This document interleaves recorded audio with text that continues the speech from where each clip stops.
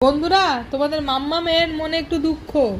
বিষয়টা হচ্ছে এইদিকে যে মাম্মামের পুজোর জামা কেনা হয়নি এখনো, তাই মনে খুব দুঃখ।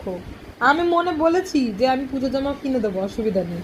কটা লাগবে? একটা লাগবে না 10টা লাগবে? একের পিছনে শূন্য বসিয়ে দিলে 10টা হয়ে যাবে, তাই না? তো আমি কিনে দেবো, আমি একবারও না করিনি যে কিনে দেবো না। এক এক দিন এক একটা জামা পরে পরে আমরা ঘরেই ঘুরে বেড়াবো। যেদিন বৃষ্টি হবে সেদিন ঘরেই ঘুরবো, আর যেদিন বৃষ্টি বৃষ্টি হবে না, পরিষ্কার পরিচ্ছন্ন থাকবে, সেদিন বাবা আমাদেরকে গাড়ি করে ঘুরতে নিয়ে যাবে। ভু করে ভু করে ভু করে ঘুরতে যাব। তো এবার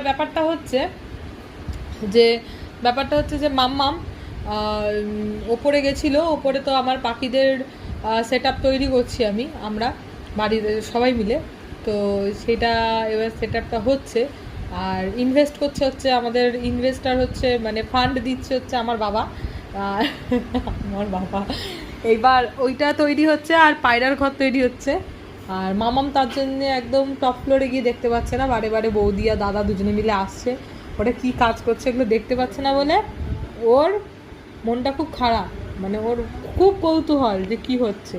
আমি বলছি আগে পরিষ্কার করে হয়ে যাক পুরোটা, তারপর তোকে নিয়ে যাবো, দেখাবো, তারপরেও গিয়ে দেখবে, তাই তো।